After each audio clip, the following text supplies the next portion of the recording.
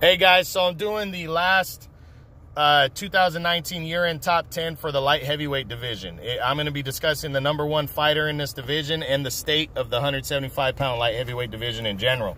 So we'll start with the number one fighter finishing the year 2019. So drum roll and applause, everybody. Congratulations to undefeated Artur Beterbiev, the WBC and IBF unified light heavyweight champion.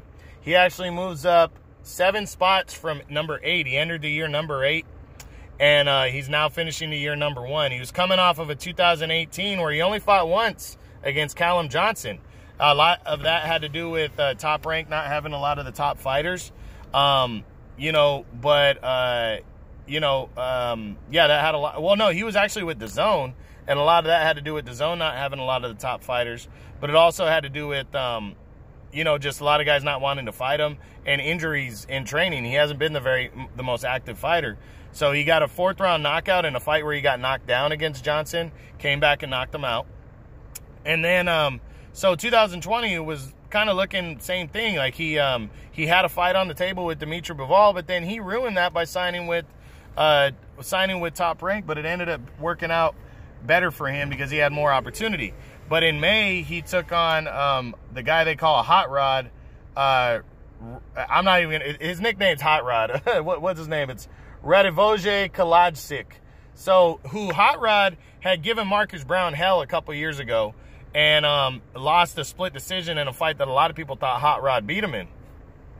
So, coming in, there was a lot of people, myself included, that thought Hot Rod could test Beterbiev, who hadn't really been tested by a good fighter in his prime at 175. And so this fight was really gonna separate himself, see how good he really was, and he dominated Hot Rod. Dominated him, pummeled him, 5th round TKO win, and he retained his IBF title. Then he got a huge opportunity in October to unify belts against undefeated WBC champion Alexander Volcik.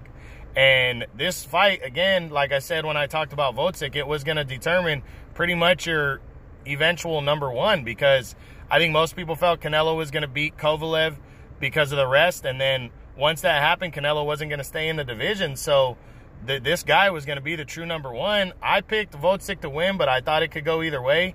And Beterbiev, he was losing on points, but he was definitely in the fight. It was a close fight. He was providing the power, but Volcik was just landing more punches, but he was landing the better ones. He wore down Volcik and hurt him, and then knocked him out in the 10th round. Impressive win, decisive win, no doubt. And he became the unified light heavyweight champion, eventually moving to the number one spot after Canelo vacated his title and moved out of the division. Now he's heading into 2020, still undefeated, and the top dog right now with 2 belts around his waist. So he's actually 15-0, 15 knockouts. This guy's never seen the full 12 and had to go that far. He's 34 years old, so he's a veteran, but he started pro kind of later on, and then he also had a lot of time in between where he took a lot of time off, so that's kind of why his record is what it is. But again, this guy was fighting, he fought Tavares Cloud, former IBF champion. He fought him in only his 2nd fight, so he's kind of had a full career at only 15-0.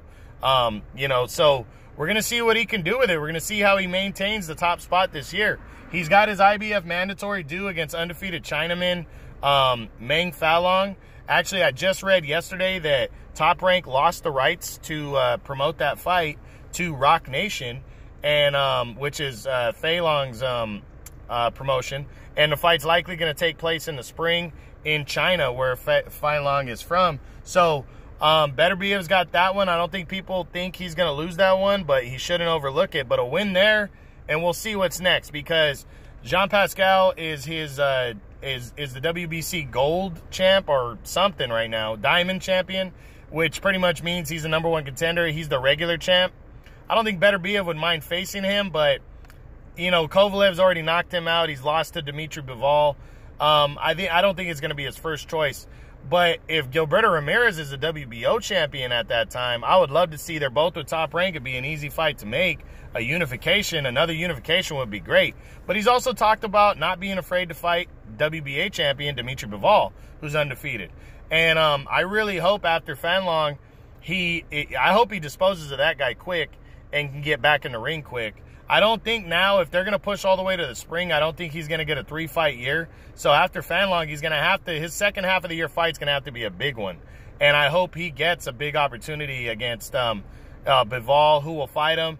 I don't know if Gilberto Ramirez will fight him if he's champ, but we'll see. It's top rank.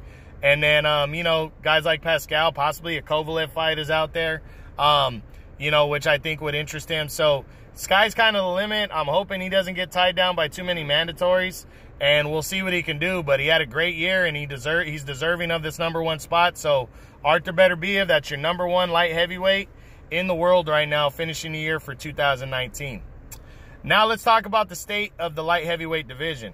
Well, light heavyweights came back in a major way in 2019. It was already a very good division, and it just came back even better in 2019, especially with all the signings by Top Rank.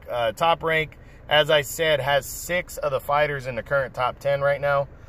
So they've kind of taken over this division. They have unified champ Artur Beterbiev. They have Sergey Kovalev. They have Eliter Alvarez. They have the top 3 fighters. Then they also have Alexander Volcik, the former WBC champion now. And then they also have Gilberto Ramirez and Jesse Hart. So this division, really, this year, Top Rank has an opportunity to make some big-time light heavyweight fights and really, keep this division on shutdown and lockdown. But they also have opportunities to unify belts against other champs.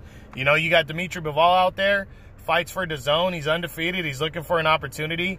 Beterbiev said he wouldn't be afraid to fight him, and I'd love to see it.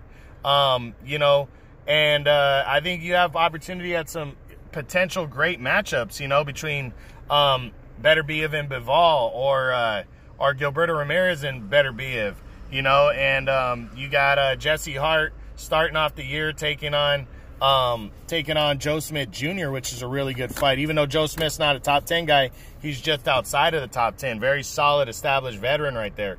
You got Gilberto Ramirez and, actually John Pascal and Badu Jack coming off a great fight, talking rematch. Marcus Brown sitting there, who beat Badu Jack, talking about getting in the mix. And then you got guys that are coming off of losses that are still live, though. They proved that they're still live fighters, like Sergey Kovalev, like Alexander Volcik, And then you got a guy like I said, I just mentioned him a minute ago, but Jean Pascal, who kind of came back out of nowhere. So this division is back in a major way. It's hot right now, and I really can't wait to see what we get put together in 2020 between the light heavyweights, because there were some fighters that weren't very active, but I think they're going to be very active and back this year, and I'm looking forward to a very strong year at light heavyweight and 175.